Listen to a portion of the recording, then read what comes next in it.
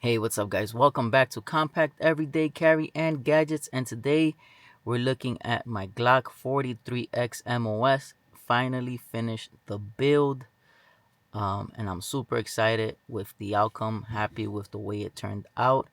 It took a few trial and errors, but I finally got it to where I like it, where it functions and looks good to me. Let's start off by showing you everything I did to it. And everything I do speak about in this video will have the link to everything down in the descriptions if you want to pick some of these things up. And everything that I do have on this gun, I definitely recommend. Like I said, I went through a few trial and errors and ended up here with this. So with that being said, let's start off with the first purchase that I did besides the gun itself. And that was the Holosun 407K. Probably one of the best red dots you could purchase for this gun. I think eventually I'm gonna switch it to a green dot because I wasn't aware that my eyes kind of see the red dot very blurry. I forgot what they call that. And I heard that the green dot helps with that. So I might be switching it out for a green dot. If you got a green dot and you prefer a red dot, let me know in the comments. Maybe we can make an even trade, and I'll pay for the shipping. You guys let me know. But yeah, nonetheless, the Holosun 407K, great red dot, super solid. Probably one of the best build, best quality feeling red dot in the market, and super cool because it has the little battery compartment on the side, so you don't have to take off the red dot whenever you gotta switch out the batteries. And sometimes when you have to switch out the batteries, you gotta always zero it in again. But the fact that this one has the batteries on the side, you don't have to dismount it from your pistol, meaning you won't be having to sight it in every time you gotta switch out the battery. And talking about the battery, I've already had this probably for about a year and a half, and I still haven't had to switch out the battery, although I should be switching it out every year just to be safe, so I will be switching that soon. But yeah, that's the Holosun 407K. Totally recommend. Super well built and will definitely help with your target hittings. The next thing I bought was the Katana. I think that's how it's pronounced. Katana Magwell from Empire. Also, probably one of the best magwells you could get for this gun. Looks super cool and feels good. On top of the look, it also helps you get a better grip on the gun. It pushes your hands up a little towards the trigger guard, and gives you a more firmer, nicer, tighter feel. So I definitely recommend. This is the version 1. Last time I went to their website, I noticed they're up to version 3. So I'll still put the links to it because it still looks pretty cool. Before we proceed, I forgot to clear the gun in front of you guys. I did clear it before I started the video, but just so you guys can know, I am playing by the rules. The gun is totally cleared. I never have any ammo around when I'm shooting these videos, just to be 100% safe. But yeah, the Magwell, super well built. And on top of that, looks great, and the function is also good because, like I said, it pushes your arm up a little, your hand up a little, and your fingers to give you a tighter, firmer grip on the gun itself. Totally recommend the Katana Magwell from Empire.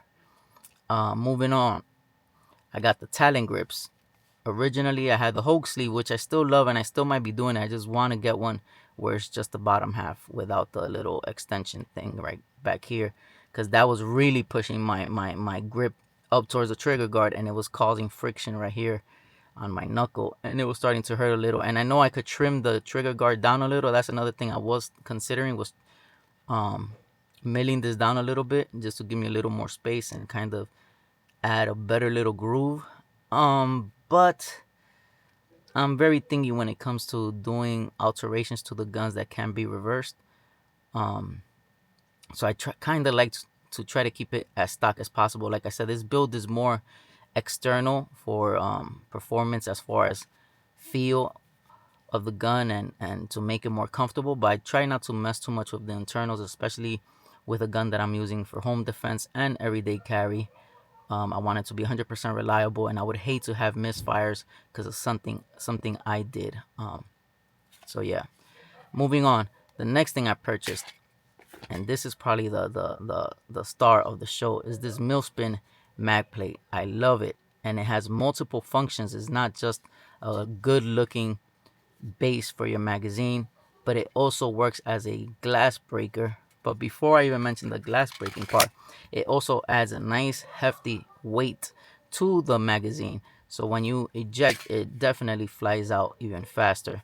And you know how important it is to get those timings quicker when you need to eject your magazine and when you need to reload again. So having that extra weight definitely helps. But on top of that, it also has this nice little point right here, point of contact, so it works as a glass breaker as well. God forbid you're in an accident, a car accident, you need to break through the glass, you could easily break it with that. It also works as a self-defense tool if you need to hit somebody. God forbid you get in a fist fight, or your ammo runs out and you guys are wrestling. You could definitely use that as well as a weapon. So definitely recommend the Millspin magazine plate. Great quality. I recommend them. They also sell other cool things you could add to the gun. The next thing is the TLR7 Sub. Everybody knows about this light. Great light.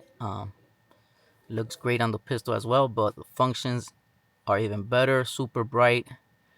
I initially had a TLR6 laser light combo, so I'm kind of giving up the laser to add a stronger light. So I still love my TLR6. I might be giving it away. Matter of fact, I'm gonna give it away when I get to 1,000 subs and over 4,000 hours, and I'm actually pretty close to that. So make sure you keep liking the video, sharing the videos, join the family, subscribe, and when I get to the 1,000 subscribers and the 4,000 hours of view time, I will be giving the TLR6 away to somebody. So just comment down below and enter to win. Just comment TLR6 and you'll be in the winnings for that. So let me talk a little bit about the TLR7 Sub. I personally love it. The quality feels great. The build is great, specifically for the Glock. So it's like sent to make. They sent to make this one specifically for the Glock, so it's gonna look really good and it's gonna feel nice and firm. There's no wiggling, no anything. What I did notice, and remember, I'm comparing this. I'm coming from the TLR6, so I'm kind of comparing it to that. I do feel like these buttons here on the side are a little bit intrusive. You could definitely feel like, I could only imagine having to do a quick draw. You might hit, your finger might be catching on to the button right here. So it does feel a little intrusive. It tightens up the window for your finger to enter the trigger guard and to get to the trigger itself. It feels a little bit intrusive. But the nice thing is you do got options of pressing on both sides. So you could easily press with your thumb or with your pointer finger. But like I said, what I did notice, and this is because I'm coming from the TLR6. I think if I didn't come from the TLR6, I wouldn't have any issues with it. But the fact that I'm coming from the TLR6, I noticed that. Because I noticed when I was practicing in the range, shooting, and I'll quick draw from the holster, I'll notice that my finger would sometimes catch on. This is something that, of course, you fix with repetitive practice. So I know it's not an issue now. It's just something, I wanted to bring up because it does feel like it's a little bit in the way. It's a little intrusive, like I said. Not a big deal. It's something I won't say it didn't slow me down, but it's definitely something I felt when I would quick draw out of the holster. But nonetheless, I totally recommend the TLR7 Sub. Everything from Streamlight. It's a super reputable company. Great quality stuff. And I love that they make things specific to each gun that they do work with. And the last thing I added to my Glock 43X MOS are these pins. Because as you can see, the magazine plate is a coyote tan. So I got these nice pins. It was hard to find because everybody likes going with the gold or the reds or the blues, like those kind of colors. But I wanted to match this. I love black and coyote tan. mixed together. I got it on one of my rifles as well, and I kind of wanted to keep that scheme with this gun, and I love it. It's a Coyote tan pins. I only switched out this one and that one. I was thinking of switching out maybe the slide release, maybe even this right here. But I just feel like that's a little kind of messing with the internals, at least for me. You know, some people don't mind switching these things out. But like I said, I don't want the gun to ever fail me, and I don't want to feel like it's because of something I did, you know? Same as the trigger. Um, Glock triggers are hit or miss. You might get lucky and get a great trigger, or you might have some bad luck and get a very mushy, bad feeling trigger. I got lucky. So far, I love the trigger. I haven't had any issues with it. I like the break. I like everything on the trigger. Like, it has a regular take up, and right there, it just snaps right away. I actually like the trigger. It's a real good trigger. Aesthetically, of course, I would like another trigger. I saw some people in the comments on my other videos telling me to get a Johnny Glock trigger.